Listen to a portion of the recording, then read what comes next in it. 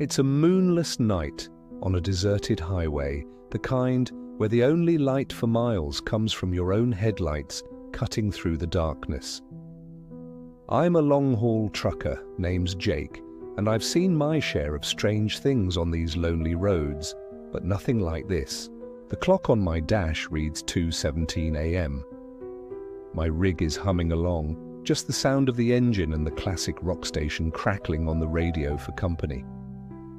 That's when I first saw him. Standing on the shoulder, thumb out, was a hitchhiker. Not that unusual, but something about him felt off. He was just a silhouette at first, but as my headlights washed over him, I saw he was wearing a drenched, old-fashioned raincoat and a wide-brimmed hat that shadowed his face completely. He was unnaturally still like a statue. I didn't stop. Company policy, and besides, my gut screamed at me not to. I kept my eyes on the road and drove on. About 10 miles later, my blood ran cold. There he was again. Same guy, same soaked raincoat, same hat, same rigid posture with his thumb stuck out. It was impossible. I was doing 70. No one could have gotten ahead of me that fast. I shook my head, thinking my tired eyes were playing tricks on me. It's easy to get spooked out here in the middle of nowhere. I cranked up the radio, trying to drown out the unease creeping into the cab. But it happened again and again. Every 10 or 15 miles, like clockwork, he'd be there, waiting on the shoulder. Each time, he seemed a little closer to the road, his stillness more menacing. I started to panic. Was I hallucinating? Was this some kind of elaborate prank? I killed the radio. The silence was deafening, broken only by the pounding of my heart. My hands were slick with sweat on the steering wheel. I kept checking my mirrors, half expecting to see something chasing me. After the 5th sighting, I couldn't take it anymore. My eyes flicked to the rearview mirror, just a quick glance to check my trailer. And that's when my heart stopped. He wasn't on the side of the road anymore. He was in my truck bed, sitting perfectly upright, his head tilted just so, the brim of his hat still hiding his face. He was just sitting there as the truck barreled down the highway. A wave of pure terror washed over me. I couldn't breathe. I didn't dare look in the side mirrors. How did he get there?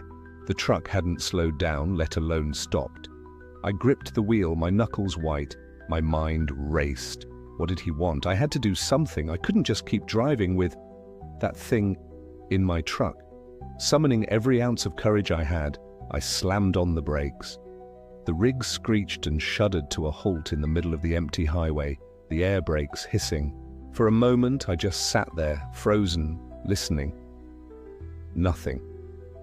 The silence was absolute.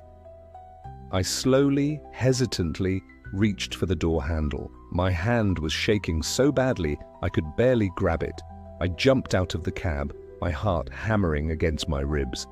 I grabbed the heavy-duty flashlight from behind my seat, its beam cutting a sharp path through the oppressive darkness. I swung the light towards the truck bed. It was empty. Completely empty. There was no one there. No sign that anyone had ever been there. Relief washed over me so intensely, my knees felt weak. It was all in my head.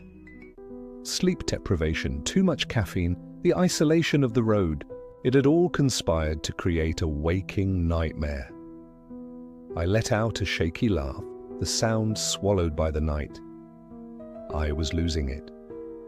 I leaned against the side of my truck, taking deep breaths, trying to calm my racing heart. That's when my flashlight beam caught something.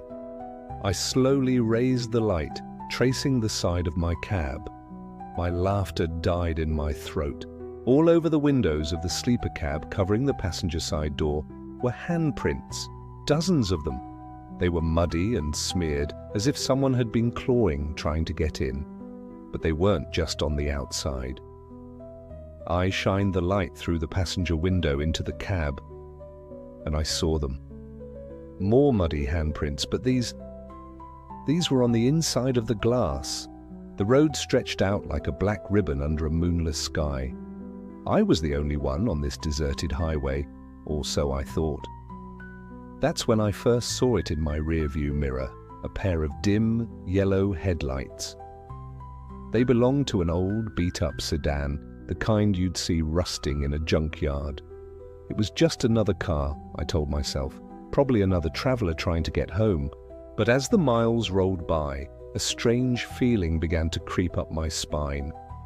The car was still there, maintaining the exact same distance. I decided to test my theory. I slowed down, my speedometer dropping from 60 to 40.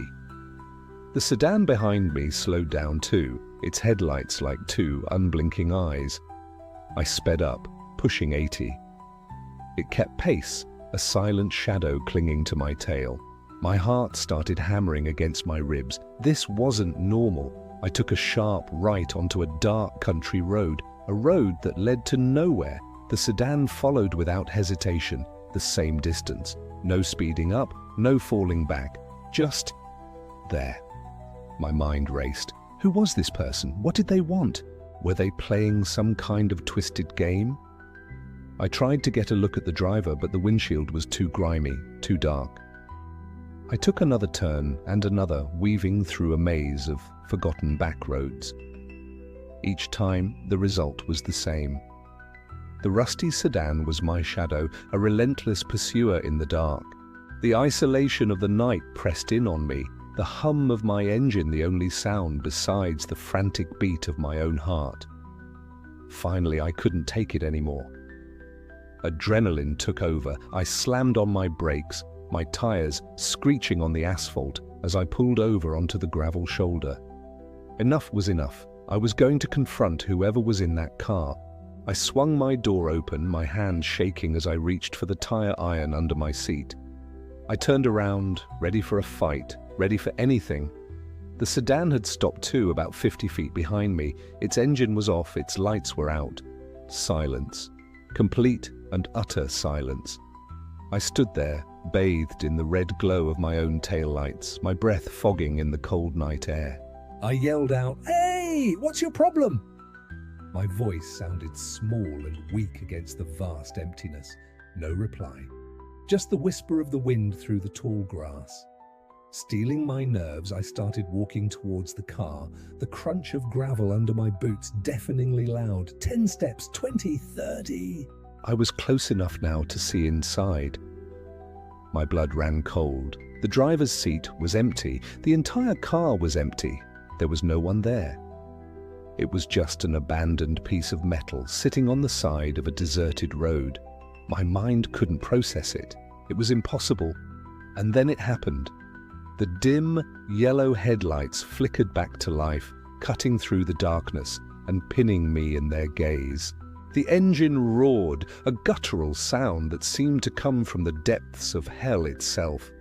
Slowly, impossibly, the car began to creep forward. It was coming for me, and there was nowhere left to run. Slowly, impossibly, the car began to creep forward. It was coming for me, and there was nowhere left to run.